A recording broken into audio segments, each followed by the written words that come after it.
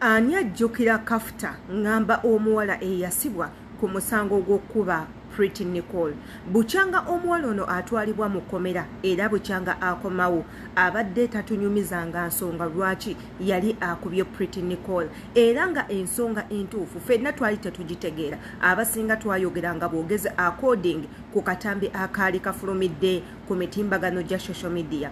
Kinnenyamiza nnyo era mpulidde bubi nnyo ku bigambo by'ono omuwala byavuddeyo na addressinga eriense woba oli awo omuwala ono yeetaaga second year abantu babeere nga bamuwulirizaako era nga nsuubira nti newe wandibadde nga yeggwe kafuta wandibadde nga okola kafuta ekyo kye yakola exactly lwa nsonga emikwano gye tubeera nagyo mutudisappointinga nnyo tubakolera ebintu bingi ne tubayiirawo emibiri ne tubawolereza ne tubafuula baganda baffe ne tubafuula abamu ku bantu betusinga okwesiga kubanga tuba tulowooza mwe be bantu betusinga okubanga twetaaga mu bulamu wabula mmwe ne mutuyita emabega wali obaddekawo omukwano gwo oba muganda wo n'akuyita emabega era n'owulira obulumi obwo oba wali okituuseeko nsuubira ye kafuta kiyatuukako ekiseera ekyo tugenda kubanga tuwuliriza akatambi ka kafuta tubeere nga ate tukomawo wabula nga ekyo tetunnaba kukikola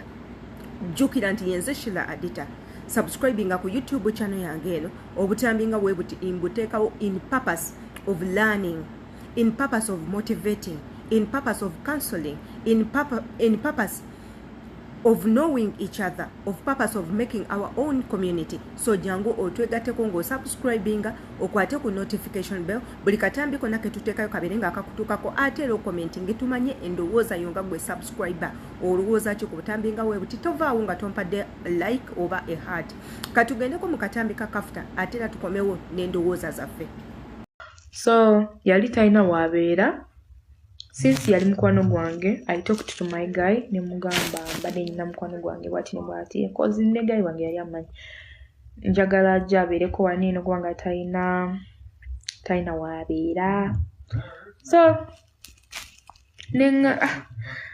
nangamba it's okay osobola okola ki okumuleeta egeri gye kiri nti siriwo nange ngenda ku mulimu.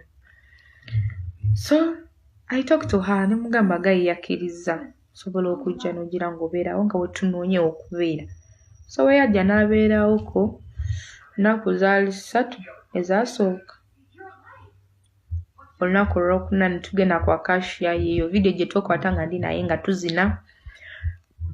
N'atandika okugamba bange ebigambo mbu omukyawe mugyeko ebisuubizo ng'obe ewaka nze mbeerewo. Ndowooza waliwo ne voice note laze kathiroba kumanyi voice note ezo nzaagala zimpe essanyu. Nazipostize njagala mwe enjoying. So we yatuukawo n'atandika okunjogerako ebigambo zezo voice notes ezimu ze muwulira ebirala byayika ebira byavaamu ebisinga obungi. So bwe yabigamba omulenzi n'angamba mukwano gwoyo gweweesiga ennyo yamusooka kumbuuza how often do you trust your friend omwesiga kyenkana ki namugamba mwesiga nnyo kiki nangamba nyina bingenda okuweereza ku simu naye reactinga. So kwe kumpeereza ebyo ebintu nampeereza ezo voice notes. Bwe yampeereza ezo voice notes man nawulira bubi.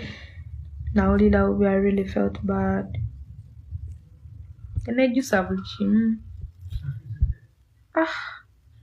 Nembivaako. Anyway, when nabivaako nga ndowooza mwesonyiwe kozi nasooka kola ki namugamba kamwesonyiwe ne mugamba tambula ogende. So ne tuvaayo. Unfortunately omulenzi nankubira nangamba kyaliwo ali waka gwamugambye ajje ne mugamba sinamugambako kujja. So nakola ki awo yajja ewange gayi nankubira nangamba onaze gwamuyise ne mugamba sinza amuyise nabadde namwesonyiwe nagambye bulungi omublocking gayi nangamba namublocking nze naye ate ankubidde ali ku gate. So ne musanga ewange kwe kumubuuza okimye eki gy'emiggo. So that means she did not sleep with your guy. No, they did not sleep. bambi teyebaka naye kubanga omulenzi yagaana naye singa era omulenzi yakkiriza omuwala yali wiringi ya omulenzi yamuloopa yangamba yes you trust your friend naye wulira byakwogerako so kwe kubimpa naye nga tebeebaka bonna Nikolo teyegattako na bba wange kubanga omulenzi yagaana.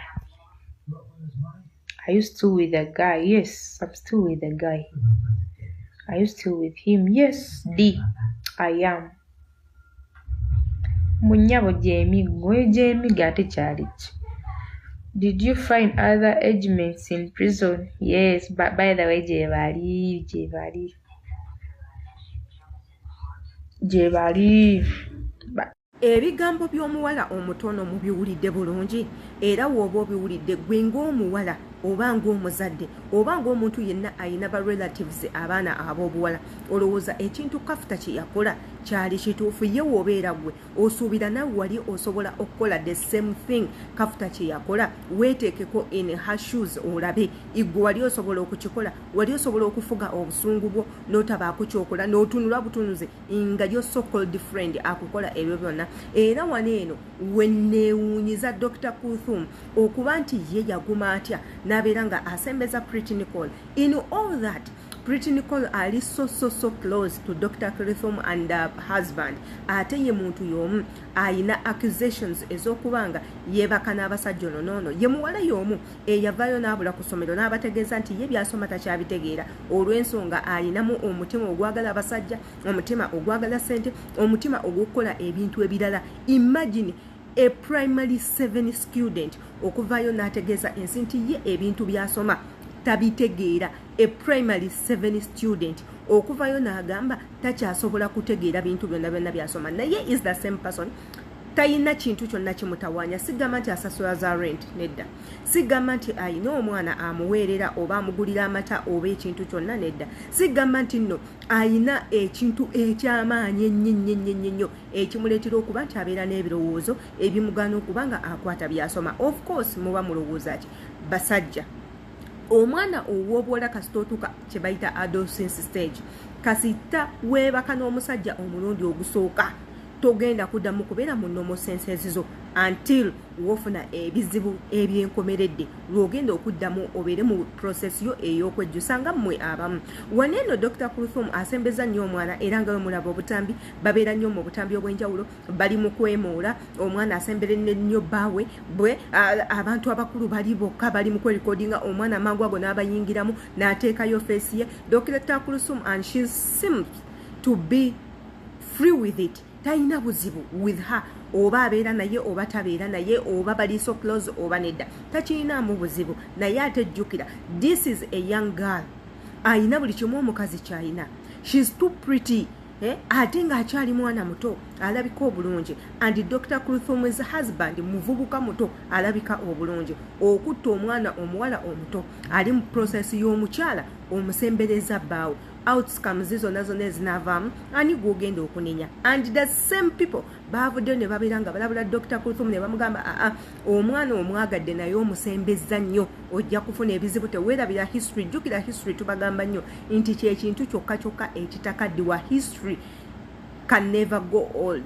History is ever history. History repeats itself. Omwana oyo ajja kuddamu akole exactly thing ebyamukubya mukama we nawe ajja kubanga abikola wabula ate nga tetunnaba kubaako kintu kyakyo kye tukola neyongera okubajjukiza nti woba subscribinze kigenda tukola bulungi nnyo. Subscribing okwate ne kukadde video zonna zettuka zikutuukeko comment nga tumanye endowooza yonga gwe omuntu era nga tukyali ku Pretty Nicole wanene wengendo baleetera akatambi aka mama Germany eyavaayo mu maziga amangi nga bannayuganda bamukozeeko ataka ne bamugamba oyagala kutwala mwana oyo kutandika mumuzanyisa blue move oba kye bayita pon olw'okuba nti omwana mwakizuula nti museegu ate ayina fame mwagala kumukozesa era bye bimu bye bagamba Kuthum. Omwana ono omuleeta nnyo mu kamera kubanga akwongerako likes ne shares ne comments y'ensonga lwaki omwerinaanyiza nnyo oba there is something else. Ye nno ye Queen Mama era naye kye bamugamba omwana ono wali oyagala kumutunda mu basajja olw'okuba kizuula nti ayagala nnyo ebintu bya sex oba oyina ekintu ekyakiwali obala. Katugendeko mu katambi ako ate era tukawulize nga Queen Germany ali maziga akaaba ate era tukomewo tufundikire akatambi. Bweti Nicole, I wish you success wherever you are. Kastorina doctor and doctor takes good care of you. Oli bulungi abantu tebakunjagaliza munange yonna gy'oli wonna bufunye obubaka bwange kunjamani yagivinza up.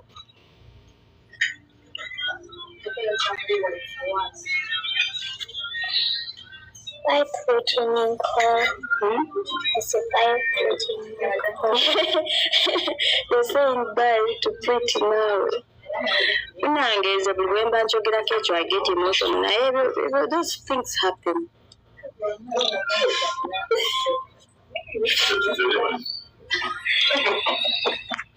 Namuvuddeko bambi era Bweti banange mulekerawo n'okubeera nga mubireeta mulaba nga ntudde just njagala kukolako kalifu kange nnyumirweko ne muleeta ebya Bweti Nicole ate nga namuvuddeko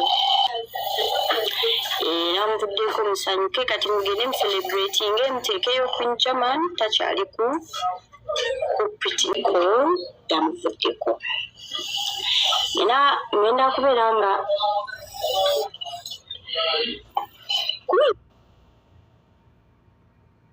kati munnange kyekisanyusa abantu. It makes you for cooking. Is it me who cooked? Those guys, those who are standing there being cooked.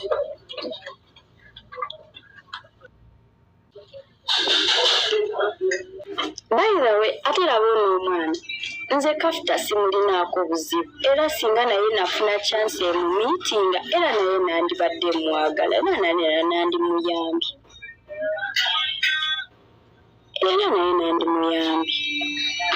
Bwile mwamulowooza mbuno nze nakasooka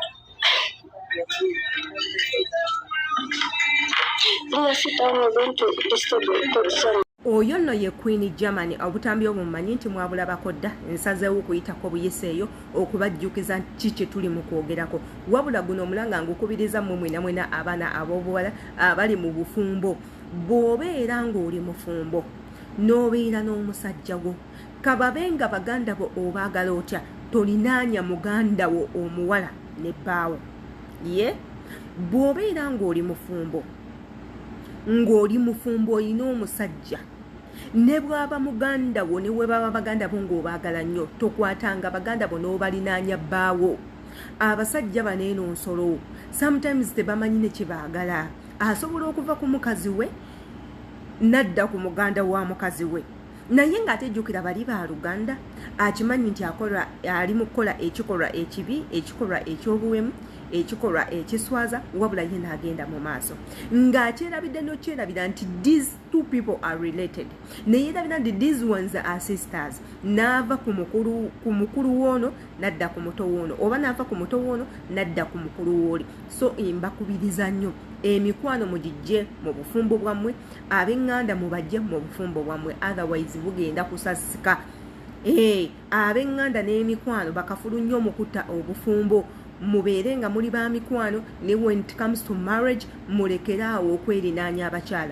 mulekeraawo okwata ennamba z'ababba bammwe ne muzuwa baganda bammwe abawala buli wabaawo akazibu call my husband omugambe bwoti call my husband ate mwayiga prank my husband for me prank my husband for me olaba basobola okwagala omuwala omulala prank my husband nso basobola okwegomba mutuma babba bammwe kubendako so you be alert atera muyisenga abantu abakulu abali mu bufumbo obwaddala yenze Shila Adita let me hope this message is clearly sent to you eri gwe wenna ajeetaaga atajeetaaga you can surely nogiyitako buyisi tekirina buzibu wabula ate woba subscribe nze nkwebaza nnyo atera